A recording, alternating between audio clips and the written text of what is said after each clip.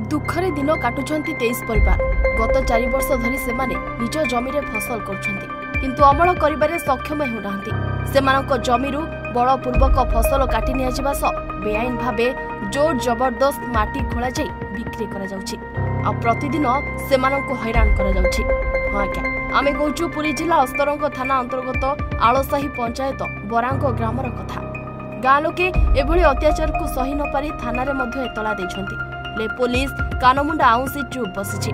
कोनोसी कार्यानुष्ठान ग्रहण करुनाई बोली जातीय दलीय आदिवासी और माइनोरिटी महासंघर राज्य सभापति विजय कुमार सेठी एपरि किछि अभियोग आनिछंती। काकटपुर ब्लॉक रो समस्त भूई समाज रो सुख दुख को नहीं बरांग ग्रामवासी दुख को नहीं वर्तमान आमर अस्तरंग तहसिल ऑफिस घेराऊ जीव आई ताको आईन अमान्य आंदोलन कह जाए जो कहती कहीं न्याय पाइलुनी प्रति क्षेत्र में से आसामी मान सहित सामिल रोचंती बोली प्रमाणित होईची। अस्तरंग आईआईसी कहतु तहसिलदार कहतु एमाने आसामी मान द्वारा सामिल अछंती। अस्तरंग ब्लॉक बरांग ग्रामर दलित साही निकटरे जातीय दलीय आदिवासी और माइनोरिटी महासंघर राज्य सभापति श्री सेठी अध्यक्षतार अस्तरंग बरांग ग्रामर 23 परिवार उपस्थित रही सेमानक दुख दुर्दशा बखाणी।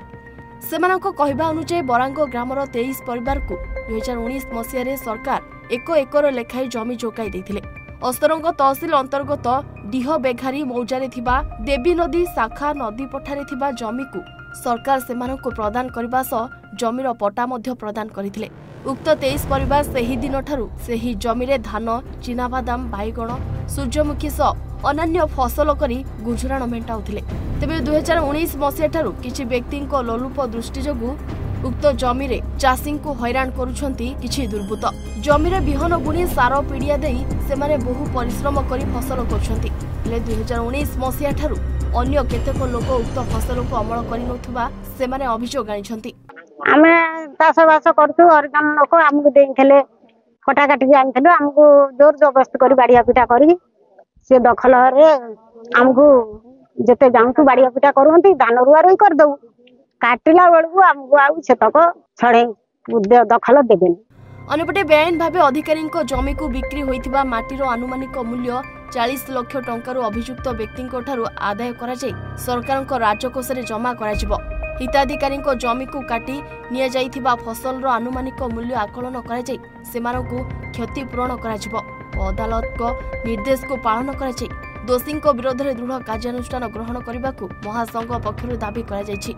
तेबे 7 दिन मध्य कौनसी कार्यानुष्ठान ग्रहण करा न कले अस्तरंग तहसिल घेराव करा आगामी निर्वाचन रे 15,000 ऊर्ध्व दलित भोट वर्जन करिवे बोली ग्रामवासी माने चेतावनी दैछंती। एबडे घटना को नहीं तहसिलदार जोगाजोग करिथिलु से एहार तदंत करी समाधान करिवे बोली प्रतिश्रुति दैछंती। विफल होंती ताले समग्र जो अच्छी काकटपुर अस्तरंग ब्लॉक रो भोई समाज रो लोक सेठी समाज रो लोक मलिक समाज रो लोक एमाने भोट वर्जन करिवे। अस्तरंग प्रकाश कुमार बेहेरा रिपोर्ट ओडिशा भास्कर।